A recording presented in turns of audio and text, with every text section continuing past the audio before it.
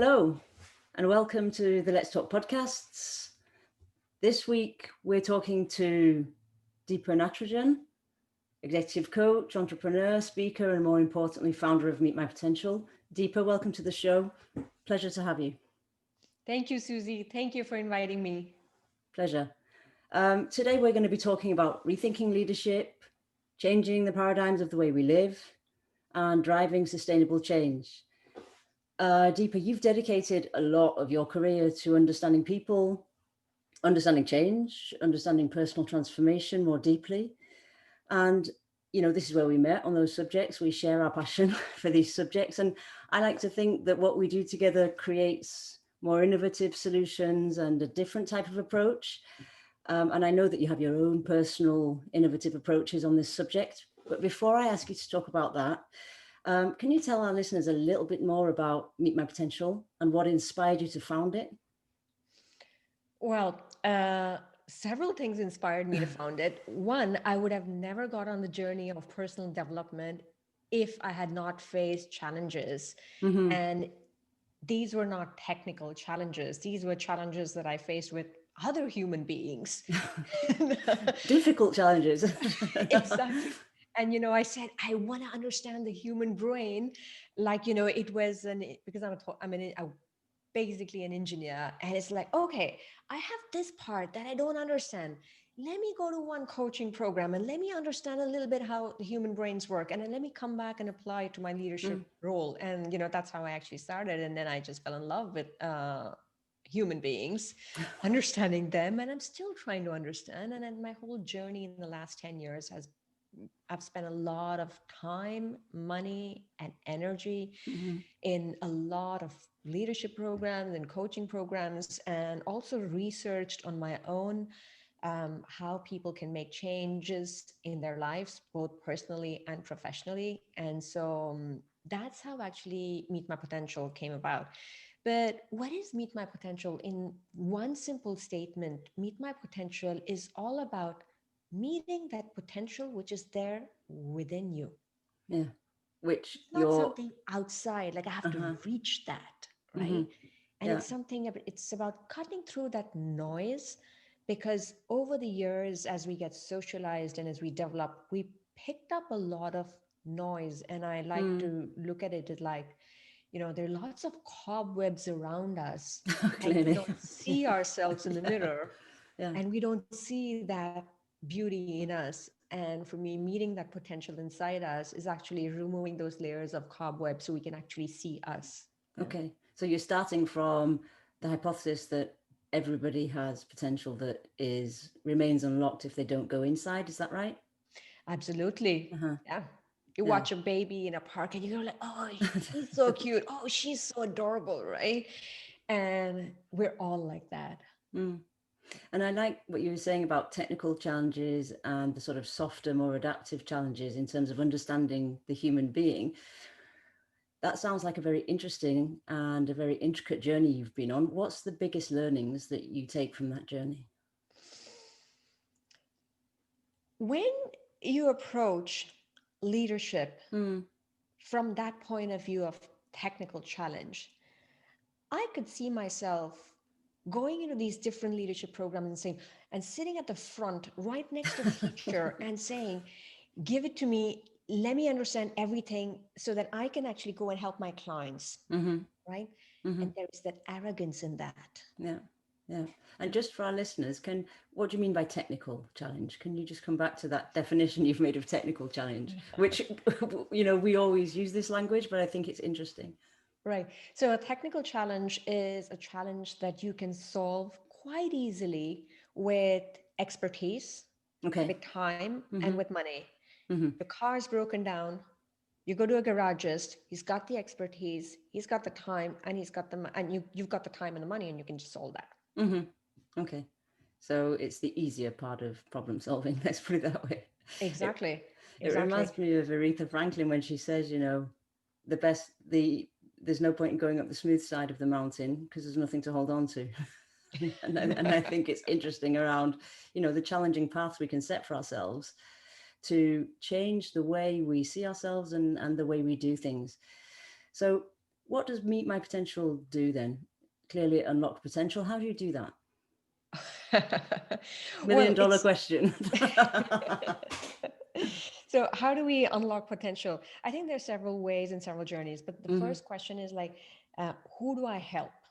Hmm. Right? Like you can unlock potential in everybody, but I'm more focused on people, and I'm more focused on people who are a bit like me. Hmm. And why am I more focused on people who are a bit like me? Because like that's been my journey of self-development, and Uh-huh. that those are the clients that I want to help. And so who are the clients that who have also been attracted to me, and who Hmm. am I serving to help them to meet their potential? These are people who are highly driven. And you might ask me the question, so who are the people who are Yes. highly driven, right? So people who are highly driven have this innate need to achieve and get somewhere again and again. And this constant push and this want to achieve and that hunger and the drive is just like born with them, or Mm. it just gets created in them through the journey that they've been through. Hmm. These are the people that I help because at one point of time in life, there comes a point where you realize that, whoops, I'm no more my achievements. I'm no more my expertise, and I'm Hmm. no more my relationships, because all along life, I worked to get there. Like, Yeah. let me get to that post, let me get to that position, let me get to making X amount of money, let me have just this one success, and then this next one. And our Mm. whole journey has been to go up there. And then there comes this point where I want to return home to myself, Hmm. and I want to touch and be happy, like see my entire potential, because like my potential is not just my achievements. My potential is not just my expertise and the solutions that I bring in this world, Mm. in this organization. And I'm Mm. not just the relationships and the networks that I've created. Mm. And I think that's really interesting because in organizations today, the profile you're talking about sounds so familiar and we see so much of it. And I think the way organizations define talent and reward talent, it often pushes people to deliver more and to do exactly that, to drive themselves harder, to deliver more quickly with less, etc., etc. Um, so tell me a little bit more about the profile of a highly driven person and how you go about helping them. I think I'm essentially talking about rethinking leadership, but over to you to give me your definition of what that looks like for a highly driven profile. Yeah. So you're absolutely right. You just nailed it. The more you go up, higher up in the Yeah. organizations, people get promoted because they are a perfectionist. People get promoted because they are a problem solver. People get Mm-hmm. promoted because they are action oriented, because all these things result in the bottom line performance of the organization. So Mm. we want more of these people, and the organization is pushing for more of these people to go up, and these people automatically go up. Now, if you take an example of a perfectionist, right? Um, a perfectionist just gets promoted because of their inability to actually make sure that there's no failure around. Uh-huh. But then if you look at the other nature of the perfectionist, it can actually get highly controlling. It's like Clearly, yeah. wanting to check, micromanage everything that goes down there. And it can become pretty exhausting for their team members. And Mm-hmm. that is exactly when they come for coaching. Mm. Or if you take a case of a problem solver is someone who just loves to solve problems. And Mm. their way of bringing leadership is to solve problems and be in service in the organization. And now that's great, right? You might say Yeah. like that's a great quality, and yes, it's true. Finally, all human beings, we are here to be in service of something, right? Yeah. So it's Yeah. great to have that ability, but it also takes away the ability to bring co-responsibility for a problem solver in his or her environment. Yeah. Yeah. I And just so want. rethink leadership is all about, for this person who believes that these traits of being action oriented, being a problem solver, being a perfectionist is the only way to success. That's the paradigm shift of rethink leadership. Like, let's rethink Mm-hmm. how. And I'm not saying that don't be a problem solver. I'm not saying don't be action oriented, don't get things done. I'm saying you need that, and you need the opposite duality of that. Mm-hmm. You need that balance. Mm. Yeah. It's really interesting because all the traits you're giving, I just want to come back a little bit to perfectionism and problem solving and the fact that that can be very exhausting for their team. Is it not very exhausting for the person themselves as well? Absolutely, I had to ask that question. Sorry. but whenever I ask a problem solver, whenever I ask a highly driven person, isn't it exhausting for you? Mm, And for the listeners who are listening and who think like, yeah, I know it's exhausting for me, the number one thing that I will say to you is, Susie, is yes, it is exhausting, but then there's no other way out. And I have the resilience. Like I mm-hmm, might just fall down, but I don't want an ambulance to come and help me. I'll get up and I'll walk my way back, but I won't ask for help. I'll just be very, strong and independent. mm. That is a great resilience to have. But that is exactly what stops you from growing and scaling your leadership. It's really, it sounds familiar, of course, and it's very interesting. I see it all over the organizations that I work with. But I think coming back to this idea of I'm normalizing this state of thought and this state of doing, which I'm also telling myself is a state of being. So it's fine. I'll just be self-sufficient, deal with it, and drive myself to deliver harder, and it needs to be perfect. So, which is a great place to be because it's very rewarding for the person who's delivering. But as you say, is it really allowing that person to grow and to thrive as opposed to striving for success? So I want to come to the idea of duality that you mentioned.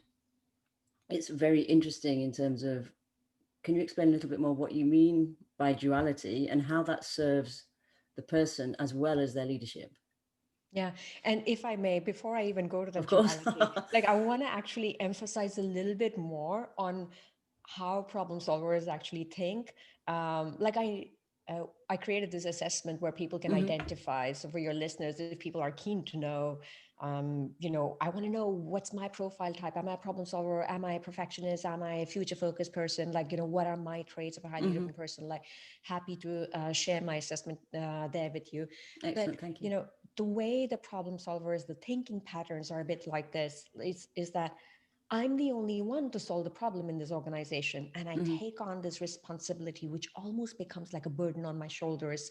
And I move people, I move capabilities in the system to actually produce a solution for the organization. Hmm. Now, that comes a little bit from the place of ego Hmm. because the person, we tend to get into this mode of more control. Yeah. And so what happens is when the solution is not well accepted because the others didn't get involved, right? Yeah. And didn't take that responsibility in the mind of a problem solver, right? Yeah. What happens is that they immediately go into this belief and this thinking that I am stuck here in this organization with a bunch of idiots, or I'm stuck in this organization where there's too much politics Hmm. and I won't be able to take my solutions forward, or Hmm. I'm stuck in this situation where people are just not understanding the solution and how things need to function because I know where we need to go. Mm. And that frustration leads to the person thinking that this organization is not fit for me. Hmm. I need to move to the next job. And And it that also becomes a blocks, problem. yeah, it also blocks co-responsibility if I come back to what you said, because, Absolutely. So what yeah. happens is the system doesn't change, Mm. person doesn't change, the person goes to another job, Yeah. experiences a great honeymoon period. That Hmm. honeymoon period could last a year or 2 years, and then you find yourself back in the same patterns again. And there comes this point in life where people realize that, this is the hamster wheel. Yeah. This is the pattern that I'm stuck in. And so again, you ask this question, like, who do you help, right? Yes. And so I help people not who are stuck in the hamster wheel, but I help people who are stuck in the hamster wheel and believe that they need to ask for help and believe that they really need to grow their leadership and scale themselves because they want success and well being. Hmm. Because how many of us, Susie, know that we're caught up in this hamster wheel, Yeah. but don't have the ability to say, there is another way out there, and then I need to ask for help? Yeah. And I think that's a big realization, isn't it? And it's probably quite a scary one. but, but when you let courage push you rather than fear, and you think, okay, I'm going to do something. Now I'm thinking we're talking about changing paradigms of how people see how they lead. So what does that look like? Where do they where do they come to ask you for help, and what are they asking you to help them with? Yeah.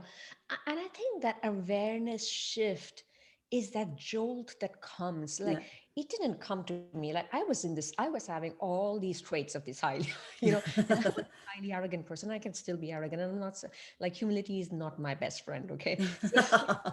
So, like, I have a little stone which says humbleness, and it's, I drew it and I painted it, and it's a constant Hmm. reminder for me to actually be humble. Hmm. But it's that knock on my door. It's Mm. that people shook me up.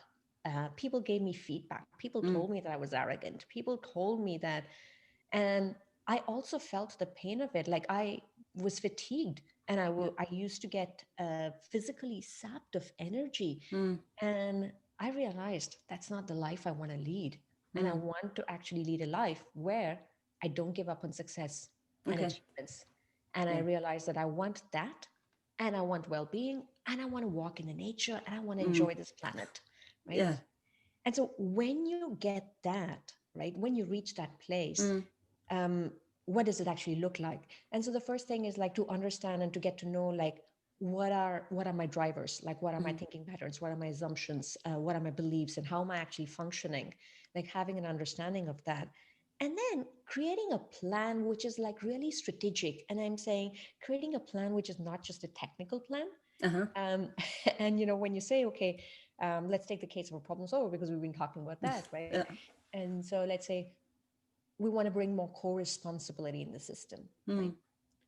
And so the question is like, okay, now to bring co-responsibility in the system, what is that behavior I need to change? And it's Mm-hmm. not about technicalities of what systems and processes need to be put in place in the organization for us to be co-responsible, but it's like, it starts with me. Mm. How can I bring that more in this organization? Where could I be responsible for the fact that others are not taking responsibility? Yeah. And I like that co-responsibility part a lot, because like the first time I asked myself the question, like, where am I co-responsible, like in a big way, was when COVID hit. Mm-hmm. And it just came to me in my meditation, like, Deepa, this is how you're responsible for COVID. And you could ask yourself, how are you responsible for the terrorism in this country in France? Mm. How are you contributing to it? How many Muslim friends do you have? Do you talk to your neighbors who have a whale? Like, there's so many areas where we think that that's not my role. Mm. Mm. But we all are like these microorganisms Mm. who are contributing to micro transformations happening both within us and outside of us. And I think COVID has accelerated the inside transformation, hasn't it? Because uh, people started to ask themselves questions that maybe they didn't have time to ask themselves before, around their purpose, what they're doing, why they do what they do, what's their value at work, what's their value in at home, etc. And I think that's really interesting to look at why now, and how do I do something with the realizations that I'm having. So if I come back to your program, you created a whole program around rethinking leadership. How does that fit into somebody who sits there and has what I call a light bulb moment and thinks, oh, I can see that hamster wheel, Mhm. and I'm going to consciously step out of that hamster wheel, and I want to look at doing something about it, but something more sustainable, to actually make a difference to my life, and to come back to what you said, to allow me to balance my life between what I do on a personal level, what I do on a relationship level, and what I do on a work level. How does your methodology fit into what they want to do? Mm. Well, I could talk about my methodology a little bit, but before that, you pointed out something essential, which is like what's happening in COVID times, that people are realizing this and more people are questioning Mm. the way they function. One, because most of my clients I work with are like senior managers who have been traveling pre-COVID a lot, Mm. had a very dynamic life. and it's so hard to actually not have any distractions. So when when you have a problem, it's so easy to have, like, get into numbing techniques, get distracted Mm, by my travel, get distracted by a dinner, get distracted by meeting friends, or I have a little pain, I'm uncomfortable about the fact that the meeting didn't go well, about the fact that my solution didn't go well. What do? I immediately go and have a drink with somebody, or I immediately mm, go into my next travel agenda. And there's so many things happening simultaneously. Life is so dynamic mm, that we don't stay with the problem. And now the distractions are out, and we're kind of forced to stay, and we start to see. mm-hmm, And so this is actually good because it's brought us some stillness, and that mm-hmm. stillness has brought us some awareness. Yeah. Yeah. Yeah, because I And so the think we're question, disconnected, aren't we? We're more disconnected than ever as humans, even though we're more connected technologically. we're starting to get more connected back to Yeah, us. yeah, yeah. Mm. And so what's the methodology? So the methodology is very simple. Like, they're basically 20 key points. So like, if someone ever said change is easy, well, we know change is not simple, change is not easy. And so I have this methodology, which I've actually tested with 57 individuals, and Mm-hmm, all of them made fabulous changes in their lives, professionally, and in terms of their behavior, and in terms of how they could have well-being and success. And this methodology has 20 checkpoints. okay, And so change is not just a set of procedures. clearly. Change has like 20 different moving parts. Mm-hmm, And some of the moving parts are like, yes, I need to understand my drive. Yes, I need to have a plan which allows me to test another way of being in a way that feels safe to me, mm, because I don't want to fail. I don't want to jump off the cliff and go to the opposite end of the polarity and just become this person who's sitting at top of a mountain and meditating. No.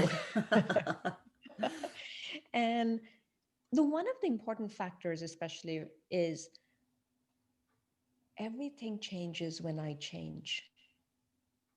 All things around me change when I shift. mm, And so when I shift, I need to make sure that my ecosystem of relationships and my systems around me are also ready to receive me mm. in the way I function in my new me. That is so true, and it resonates so much with me. Can you give us an example for our listeners of how that might play out in an everyday situation? Mm. So for for someone who wants to evoke more co-responsibility, Mm-hmm, yes, it immediately means that this person is starting to question and involve people who were perhaps not involved early on. mm, Perhaps people wanted to be involved, but then mm-hmm, they just got so used to like giving the problem to the person, saying, okay, I know, let's just say Chloe, okay, I know Chloe is just going to do exactly this, or I know mm-hmm, like David's going to take care of this completely.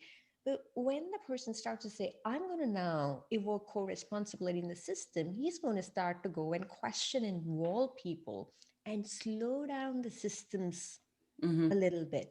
mm, And so, one, it requires the person to actually say that I'm going to slow down this whole okay, process, yeah. right? And so, what's my relationship with slowing down? Like, I had perhaps been totally allergic to going slow, Such right? a great question. What is my relationship to slowing down? Yeah. Yeah. And so and so that's like the first shift, right? You can say, okay, now he needs to ask this question, but he's not going to ask this question. I'm just saying he could be he or she. Mm, He's not going to ask this question in his organization because that first requires him to change his or her own paradigm about like, what does it mean for me to slow down? okay. And that's that first equation that you solve with Mm-hmm, yourself. And so then comes the second step of, okay, I'm going to ask this question, and now people are going to be surprised by it. mm, Yeah. And mm, they don't want to be perhaps involved in it. And so how do you train them to do that? mm-hmm. So if you want to receive something from someone else, you've got to train the other people to give it to you. Absolutely. It reminds me of the discussions around feedback, to bring it down to a very operational example of, everyone gives you feedback. Feedback is a gift. Yes, it is, but you need to unwrap it. And I think the whole giving and receiving paradigm, is massive in terms of what you do with what you receive and how you go back and ask for what you receive. If I come to earlier in our discussion around asking for help, for highly driven people, what I'm understanding is that doesn't come naturally, asking for help. So what does that mean for the way they receive? Beautiful question. Even before what did they receive? Mm, The question is, do you go and ask for it? yeah. And how do you go and ask for it? And for me, receiving, the first step of receiving is to know that you don't diminish Mm-hmm. just because you're receiving Mm-hmm. with open arms, right? Our tendency to believe and feel good when we help others automatically means that we feel terrible about ourselves when we receive help from others, And why because that? our ego gets involved. It's like, Okay. oh, I know how to solve that problem, I know how to help you, and I feel good about helping you. It Mm-hmm. automatically means that I'm not going to ask for help and I'm not going to receive from you, because it automatically means I'm not strong enough. Mm-hmm. So it's questioning the strengths of the person. Exactly. And it's courage and it's Mm-hmm. strength to actually to receive. Yeah. Which is, I'm just listening to you thinking, oh yeah, yeah, because it isn't my natural definition behind receiving. You're right. And I think it's very interesting to make that observation. And then I'm presuming that somewhere in your methodology, they do something with the observation. Yeah. So so here's what I'm going to ask you to do. And then next time, Christmas is coming up. This is like November when we're recording this Mm-hmm. podcast. And when you receive, here's what I want your listeners to do is unwrap that gift, whatever you receive, and stay with it. Like, don't let that moment pass you by and move on to the next thing. And just stay with it like for like 3 or 4 minutes, and just stay with the person who's given you that gift and let that touch you. Mm-hmm. And when you don't receive what you want, let's say in an organization, go ask for it and receive one with silence. Let yourself become a silent observer of what you receive and see what happens inside you. What does it trigger in you? What thoughts does it Excellent. evoke in you? Excellent. Thank you. And that is something we're talking about Christmas, of course, but you could also do it in an operational context. You could do it in your team context, in your community context, with your boss, with your peers. Exactly. So the next time you see a blame game happening, right, Mm-hmm. in the organization, and you could just say, "Hey, I would not like to receive I would not like to be blamed this way. What I would like is this. Can you share with me the facts?" Mm-hmm. And so you're training, you're setting your boundaries, and you're training people as to how you want to be treated. Mm-hmm. I want to Excellent. be involved. I would like that you're more involved in this project early on and not at the end. I Mm. would like that you show up in the meetings. We don't ask for things very easily. No, clearly, clearly. Yeah, and we E- don't take the time to either, because why should we when we can do it ourselves? If I take a stereotypical way of thinking. Exactly. I don't need others and I can just go faster alone. Yeah, clearly. But further together, as the African proverb always says. Exactly. But that slows us down. Yeah, yeah. But we're back again to this duality of speeding up and slowing down. So is it really all about finding balance Right. for the highly driven profile? Right. So I want to actually normalize what's balance Yeah, for people. yeah. So balance does not mean like for an action oriented person like me, like I'm totally very action. If somebody knows me out here, they know how much I'm always in the doing and doing. Like so, for someone who's like very action oriented person, what does it mean actually? It does not mean that I reduce the number of things that I do and I Mm, become lazy and I sit on the sofa and just stare at the sky, right? So I want to be totally action oriented and I want to reap completely the benefits of that.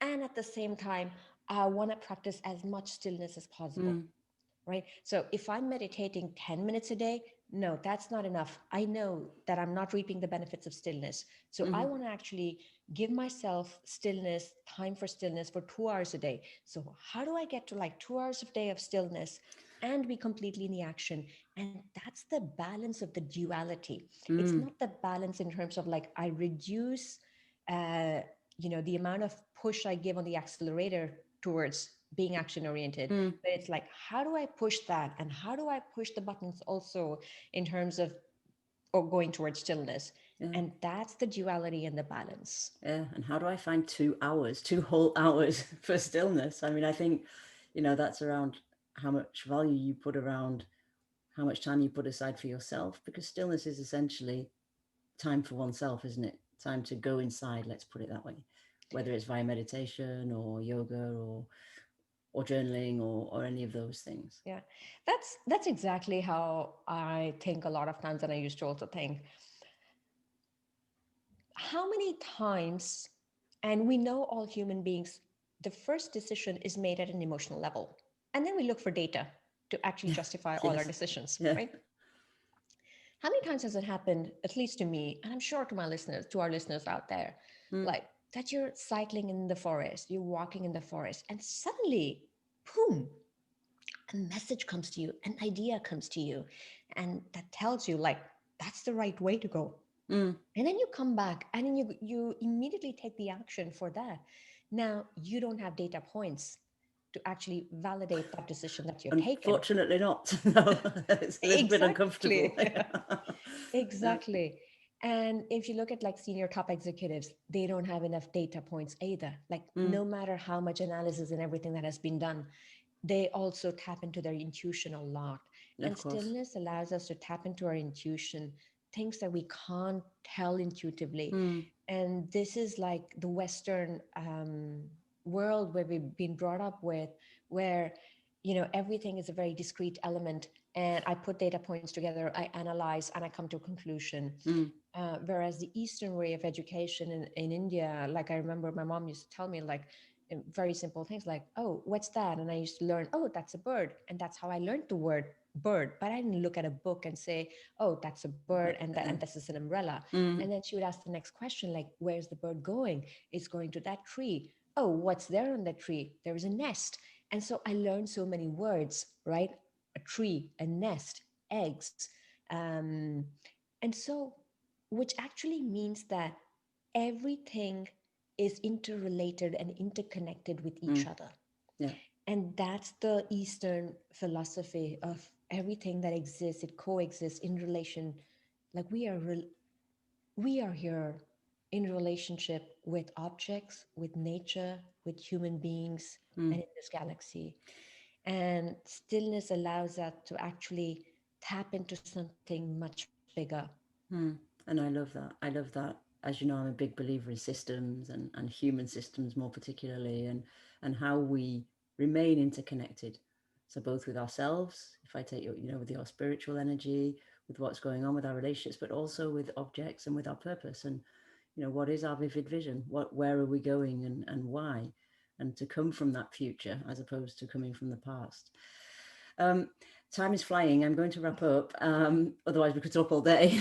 But I just, so thank you for your call to action already for our listeners to be still and to sit with a specific situation and receive.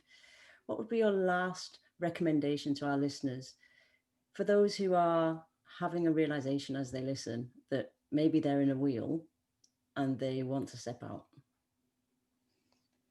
I'd like to leave them with a question: how sustainable is my way of functioning? Mm-hmm. And really ask yourself the question: is this way of functioning going to help me to scale my leadership and to have well being and enjoy this precious life? Excellent. I'm just going to leave our listeners with that powerful question. I just have one more question. Your methodology, the program, where can our listeners find out more about it? Where can they find out more about you? Well, very simply, head over to my website, meetmypotential.com. You'll have a banner out there to go for a masterclass to learn a little bit more about what is Rethink Leadership. And if you want to set up a one-to-one call with me, just head over to meetmypotential.com/strategy, and then we can set up a session to talk. Excellent. Deepa, thank you so much for taking the time. Thank you. Thank you so much, Susie, for having me.